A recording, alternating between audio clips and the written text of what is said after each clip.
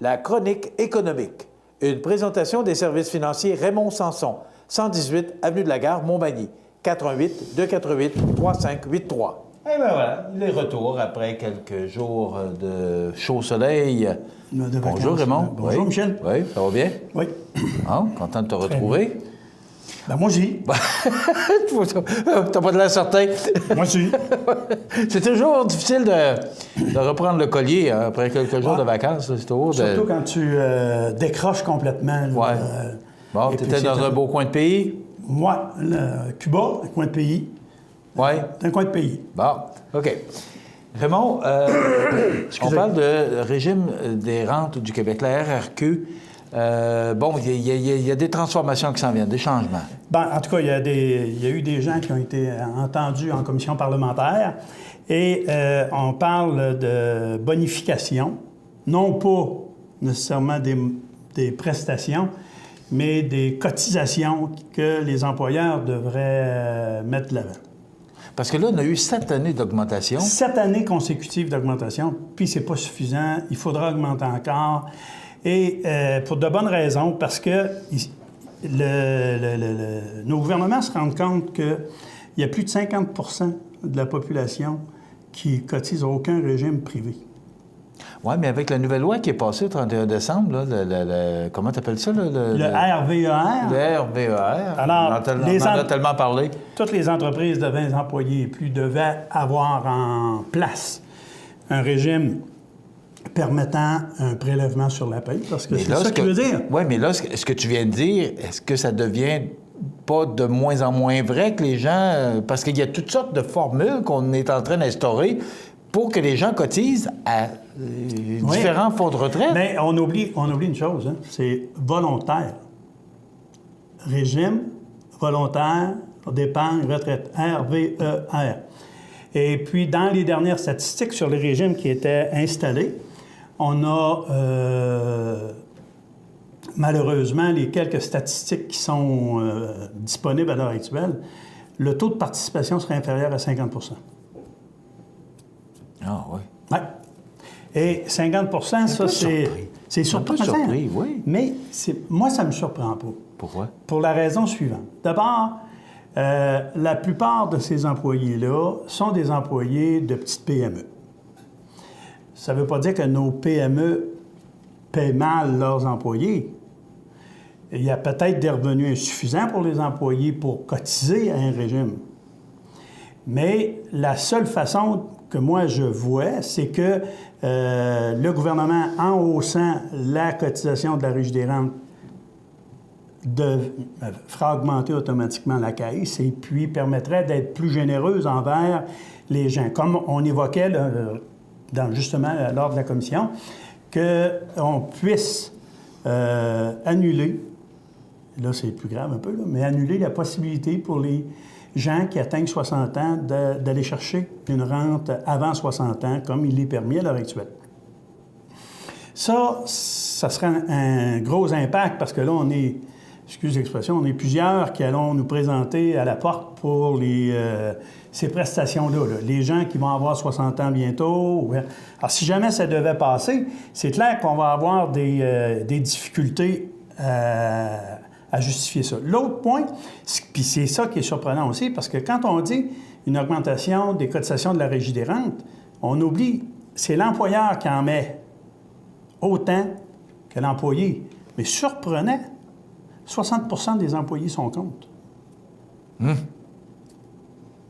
Alors, tu vois qu'il y a un langage, je pense que c'est vraiment... Ouais, c'est surprenant ce que tu dis là. C'est surprenant, c'est parce que là, tu viens de forcer l'employeur à en mettre aussi. Parce qu'au niveau de la Régie des rentes, il n'y a pas seulement l'employeur qui va en mettre, il va y avoir l'employé également. Et si tu viens d'augmenter la charge salariale de l'employeur, tu augmentes aussi celle de l'employé. Mais Raymond, il y a un autre problème aussi. On a parlé beaucoup de l'augmentation du salaire minimum la semaine dernière. Pour l'augmenter de 10,75 à 15, bon, bien, le gouvernement n'a pas embarqué là-dedans, mais il y a eu 50 cents d'augmentation. Mais on a fait la démonstration sur plusieurs réseaux de télévision la semaine dernière. C'est pas assez. Quand tu regardes ce qui reste à la fin, Alors là, si l'employé doit en plus mettre de l'argent de côté, je comprends, c'est de l'argent qu'il met de côté quand même, mais à un moment donné, il faut payer l'hydro, il faut payer le loyer. Là, à un moment donné, il ne reste plus. C'est exactement ce pourquoi je te dis que les régimes qu'on est en train de mettre en place pour faciliter. Parce que d'un côté ou de l'autre, il y a de l'argent qui va devoir être mis de côté. Tu sais, on blâme les entreprises de ne pas avoir de régime pour encourager leurs employés chez eux, c'est-à-dire contribuer dans un REER ou dans un fonds de pension. Mais pour devoir y contribuer, il faut que l'employé y contribue également. Alors, c'est là, on oblige. On vient de donner une augmentation du salaire minimum, mais on a oublié de dire qu'en augmentant le salaire minimum, automatiquement, l'employeur, voyons, ce matin, des misères, l'employé va payer plus cher pour sa régie des rentes, va payer plus cher pour son assurance-emploi, parce qu'il a simplement augmenté de 50 sous de l'heure, puis tout de suite, il voit son 50 sous grugé de bord. Il reste pas plus rien. C'est clair. Alors, à ce moment-là, ce n'est pas des mesures qu'on puisse privilégier. Tu sais? Et j'arrive de Cuba, là, puis là-bas, les gens, là, ça ne gagne rien. Excuse-moi, l'État a beau prendre en charge toutes les charges publiques, l'éducation, la santé, et ainsi de suite, mais quand tu regardes là-bas, les gens gagnent en moyenne une pièce de l'heure. Mais ici, on gagne 11,25. Oui. C'est ça, le salaire minimum, tu as 11,25. Mais quand tu regardes tout ce que tu payes en taxes puis en impôts... C'est déguisé, c'est toujours des choses... on a beau dire, oui, le gouvernement en prend une partie pour payer, mais on voit comment est-ce qu'il court après l'argent à l'heure actuelle pour renflouer les budgets, puis ainsi de suite, pour essayer de distribuer un peu à la santé, à l'éducation, aux routes. Raymond, il y a une question qui me vient à l'esprit. Avec le RVER, là, vous autres, parce que écoute, ça fait 5 ans que tu fais cette chronique-là, que tu nous dis... Mettez-vous de l'argent de toi? Oui. Alors, comme déduction à la source, mais là, le fait que l'employeur embarque et que l'employé soit obligé d'embarquer, qu'est-ce qui arrive avec vous autres? Bon, nous autres, là, notre rôle là-dedans, c'est simplement de favoriser l'éducation. Moi, je pense que ça fait 3 ans que dans différentes chroniques ou chez les entrepreneurs, dans les entreprises, je parle du RVER, je forme, je pense, les employeurs. Maintenant, donc, ce que je comprends, c'est une bonne chose. Toi, tu t'appuies ça. Je ne peux pas faire autre chose que... Parce que si on n'est pas capable de... Mais c'est rendu grave quand même, pareil. Parce que tu es obligé d'avoir une réglementation, une loi, pour pratiquement dire aux Québécois, vous allez épargner. Alors, tu rentres dans la liberté des individus. C'est pour ça que là, on a mis le mot volontaire pour l'instant. On va attendre, on verra après 1 an l'évaluation qui aura été faite vraiment du taux de participation. Parce que tu as bien des gens qui n'ont pas pris ça au sérieux. Et puis j'ai un paquet d'employeurs, moi, là, qui étaient non seulement rébarbatifs, ils ont dit on veut rien savoir. Je dis, écoute, c'est une loi. C'est une loi. L'employeur va être obligé de s'y soustraire. Conformer, si tu veux. Alors, mais ça ne veut pas dire pour autant que l'employé va... je vais te donner un exemple. On a implanté un dans la région ici, un entre autres, là, j'en ai quelques-uns, sur 32 employés. Fais le calcul, on est en bas du 10 là. Alors, tu ne peux pas fonctionner de cette façon-là, Michel. Fait que, qu'est-ce qui va se passer? Je parle retraite. J'ai toujours dit que je voulais créer l'enrichissement de ma région en aidant les gens dans leur budget, en coupant les dépenses, en faisant des choix.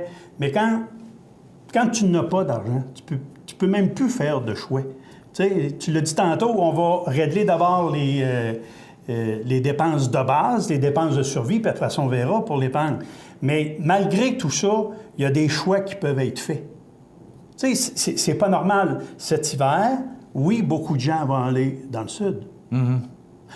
Beaucoup de gens vont utiliser la carte de crédit, mais ne feront que le paiement minimum suggéré à la fin du mois par l'entreprise de carte de crédit et on va continuer à rajouter sur le tas de l'endettement. C'est notre taux d'endettement qu'il faut travailler. Ça, il n'y a pas à sortir de là. On ne pourra pas commencer à épargner si on passe notre temps à s'endetter pour des choses sur lesquelles on a un contrôle.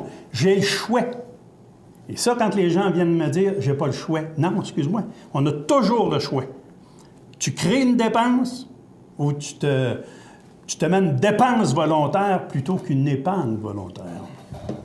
Merci Raymond, c'est très intéressant comme chronique. C'est toujours intéressant ces chroniques économiques. Merci Raymond Sanson, des services financiers. Raymond Sanson, avenue de la Gare Montmagny, 248-3583. Consultez des professionnels avant de prendre des décisions.